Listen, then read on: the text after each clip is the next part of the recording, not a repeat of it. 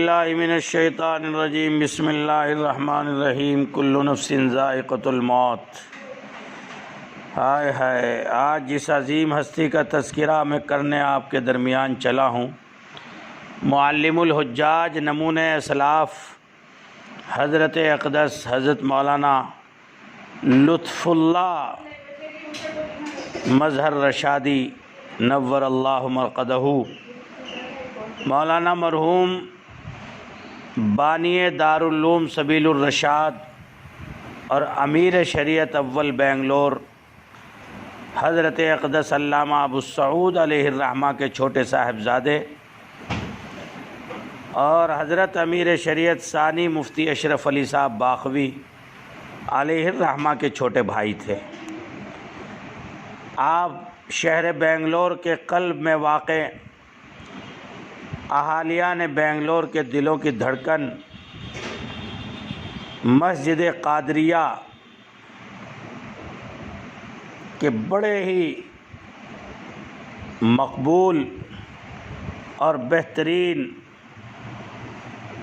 اللہ کے برگزیدہ بندوں میں، اور اس پلیٹ فارم سے آپ نے فکر نبوت کو بنگلور اور پورے کرناٹک میں منتقل فرمایا۔ حضرت والا آج بعد نماز عشاء بروز جمعہ 26 جون 2020 کو ہمیں داغ مفارقت دے گئے۔ حضرت والا بڑے نیک دل، خوش اخلاق، عز و انکساری کے پیکر تھے، خلوص و للہیت کے شہنشاہ اور ہر دل عزیز عالم دین تھے۔ جب ان سے کوئی اول مرحلے میں ملتا تو ان کی سادگی، ان کی محبت، ان کے زہد و تقوی اور سادہ لو اور عظیم عالم ہونے کے نقوش اس کے دل پر ثبت ہو جاتے۔ آپ عظیم مبلغ، بہترین مفسر اور مفکر تھے اور مثل آفتاب شخصیت کے مالک تھے۔ حضرت والا کے انتقال سے جو خلا پیدا ہوا اس کی بھرپائی بہت مشکل ہے۔ صدیوں میں ایسے عظیم لوگ پیدا ہوتے ہیں، لگاتار بزرگوں کی رحلت قلب و جگر کو چھلنی کیے ہوئے ہے، جس نے جھنجھوڑ کر رکھ دیا عالم اسلام کو۔ میں بہت غور کر رہا ہوں اس بات پر کہ اس تقریباً 1.5 مہینے کے اندر ہند و پاک میں ایسی عظیم عظیم ہستیاں اللہ اکبر خدا کو پیاری ہو گئی۔ دل بڑی تشویش میں ہے کہ ان بزرگوں اور اللہ والوں کے بغیر اس قوم کا کیا حال ہوگا۔ دل کی گہرائیوں سے دعا کرتا ہوں، اب تو لوگ اپنی زبانوں سے یہ کہنے لگے کہ شاید اللہ ہمیں سزا دے رہا ہے کہ جب اللہ اپنے بندوں سے ناراض ہوتے ہیں تو اپنے نیک بندوں کو درمیان سے اٹھا لیتے ہیں۔ لوگوں، بات یہ نہیں ہے، بلکہ سچی بات یہ ہے کہ اس سے بڑی اور تباہی اس کے اندر مقدر ہے۔ مجھے خدا کے محبوب پیغمبر کی وہ حدیث یاد آ رہی ہے کہ اللہ تبارک و تعالی علم کو کتابوں اور قرآن اور احادیث سے نقوش کو اٹھا کر نہیں اٹھائیں گے، الفاظ علم کو اٹھا کر نہیں اٹھائیں گے، بلکہ حدیث شریف میں ہے یقبض العلم بقبض العلماء، علم کو اٹھایا جائے گا اہل اللہ اور بزرگوں اور علماء دین اور ربانی علماء کے اٹھ جانے سے علم اٹھے گا۔ اور جب ایک ایک کر کے یہ ہیرے جواہرات ہمارے درمیان سے رخصت ہوں گے اور کوئی قابل ذکر عالم نہیں بچے گا جو امت کی رہبری کرے، لوگ عالم نما لوگوں کو، جاہلوں کو اپنا مقتدا بنا لیں گے، وہ خود بھی گمراہ ہوں گے اور دوسروں کو بھی گمراہ کریں گے۔ یہ خدا کی ناراضگی کی تو نہیں، لیکن علامات قیامت میں سے بڑی علامت ہے اہل علم اور علماء حق کا درمیان سے اٹھ جانا۔ اس لیے ہائے ہائے، بڑے افسوس سے یہ کہنا پڑ رہا ہے، دنیا سے ہائے فخر زمانہ چلا گیا۔ آپ ایک گلدستے کی حیثیت رکھتے تھے جس میں کہیں نقش وفا، کہیں محاسن و مکارم، کہیں صحیح پیہم اور جہد مسلسل کی تصویریں تھیں۔ آپ اخلاق کریمانہ، وسعت ظرفی اور عفو درگزر کی گلکاریاں آپ کے قدم میں موجود ہوتی تھی۔ کہیں حلم و بردباری کے جلوے نظر آتے تھے، اللہ اکبر۔ کہیں آپ کی تعمیراتی اسکیمیں دعوت نظارہ دے رہی تھی، تو کہیں اصلاح باطن اور تزکیہ قلوب اور نفوس کی تدبیر روبہ اثر تھی۔ کہیں ان کے اولو العزم اقدامات کی چھاپ دکھائی دیتی تھی۔ اللہ اکبر، اللہ اکبر۔ سفر کے ذریعے سے آدمی کی اصلیت اور حقیقت سامنے آتی ہے۔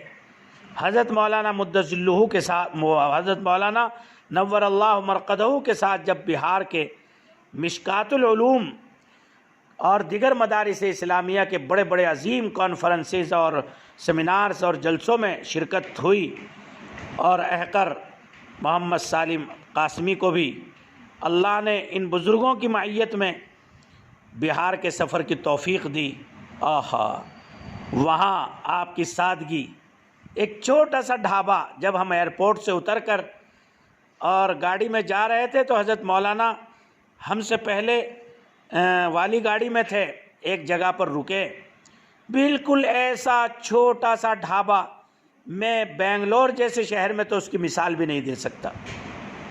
ٹوٹی پھوٹی اس کی کرسیاں، جھاڑ فنوس کا بنا، جھاڑ کا اور بانس بلیوں کا بنا ہوا، بدبو بہت، قریب میں کوئی صاف صفائی کا بھی نظم نہیں، اور عام طور سے وہاں جو کھانے لوگ آ رہے تھے بالکل مزدور طبقہ اور انتہائی مفلوق الحال اور لو کیٹیگری کا۔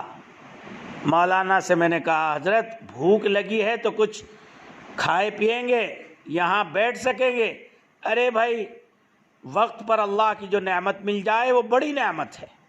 وہیں بیٹھ گئے، ایسا معلوم ہو رہا تھا جیسے آفتاب طلوع ہو گیا ہو، ایسی وجاہت، قد و قامت اور ایسی انوارات آپ کے چہرے پر ہویدا، اور وہ انتہائی بالکل بہت ہی عجیب سا ایک ڈھابا تھا، چھوٹا سا، سادے سے موٹے موٹے چاول، انہی پر دال ڈال کر کے وہ سب کو مزدوروں کو دے رہا تھا۔ مولانا بھی بیٹھ گئے، ہم بھی بیٹھ گئے۔ اس وقت میں نے مولانا کو دیکھا، آہا کیا کسر نفسی، کیا عبدیت اور بندگی، تواضع، اور کیسا سادہ لو انسان تھا۔ ہائے ہائے، ایسا معلوم ہوتا تھا کہ وہ خون جگر سے اسلام کی آپ پاشی کرتے تھے، قصر دین کے بام و در پر صدق و صفا کا رنگ چڑھانے میں مصروف تھے۔ میں نے ان کی زندگی میں جھانک کے دیکھا تو کہیں وہ طالبان علوم نبوت کی میزبانی کرنے میں، کہیں واردین و صادرین کی مزاج پرسی میں ہمتاً متوجہ تھے، خورد و نوش کا بہترین اپنے یہاں آنے والوں کے لیے انتظام کرتے تھے۔ ہائے ہائے، آج ایسا مرد قلندر ہمارے درمیان سے چلا گیا۔ سچی بات یہ ہے کہ وہ سرمایہ آخرت اور ملت اسلامیہ کے لیے سرمہ بصیرت تھے۔ کہیں گدڑیوں میں لال کا مصداق ثابت ہوتے تھے، کہیں جلوتوں میں مرد میدان نظر آتے تھے۔ ہائے ہائے، کہیں وہ فکر آخرت اور تذکیر قیامت کا وعد فرماتے تو کہیں دنیا کی بے ثباتی اور زوال کو دلوں میں راسخ فرماتے تھے۔ کہیں وہ سلوک و تصوف کی راہوں کو ہم جیسے نو آموزوں کے لیے روشن درخشاں بناتے تھے۔ کن کن صفات کا ان کا تذکرہ کروں؟ ہائے ہائے، تصنیف و تالیف کا قلم بھی سنبھالے بیٹھے رہتے، کہیں خدمت خلق میں ہم تن لگے ہوئے تھے، ملت بیضا کی عظمت کو چار چاند لگانے میں کوشاں رہتے تھے۔ جس وقت وہ قادریہ کے اس عظیم منبر سے خطاب فرماتے تھے تو ایسا معلوم ہوتا تھا کہ ایک مرد قلندر اپنا دل امت کے سامنے درد اور فکر کے ساتھ نکال کر اس نے رکھ دیا ہے۔ مہر و الفت کا فرش زمردی بچھاتے تھے۔ کیسے انسان تھے وہ، جس سے ملتے تھے وہ انسان ان کا ہو جاتا تھا۔ خرافات اور بدعات کا بڑی حکمت کے ساتھ جنازہ نکال دیا کرتے تھے۔ قادریہ کی مسجد کی امامت و خطابت آسان کام ہے، جہاں مختلف مکاتب فکر، مختلف فکر اور ذہنیت کے لوگ بیٹھتے ہوں، لیکن ان کو لوگ دور دور سے عظمتوں کے ساتھ سننے کے لیے گھنٹوں پہلے ان کا انتظار کرتے تھے۔ اللہ اکبر، وہ عشق خدا میں فنائیت تک پہنچے ہوئے تھے اور حب نبوی میں محویت کے مقام پر فائز تھے۔